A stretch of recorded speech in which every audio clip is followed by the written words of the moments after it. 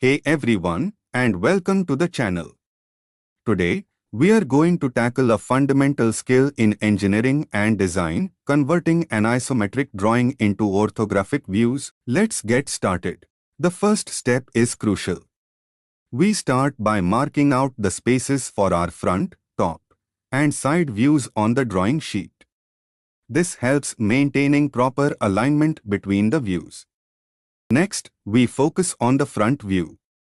We project the outlines of the front face of the object from the isometric drawing onto our designated space. We then add the dimensions to this view. Now, we move on to the top view. We project the outlines of the top face onto our layout. Remember, start with half circle in the top view. We add the dimensions to this view as well. We'll draw the left side view. We draw projections, transferring dimensions from the front and top views as needed. Finally, we draw the right side view using the same projection method. Once all views are complete, we add the final set of dimensions to each view, ensuring clarity and accuracy.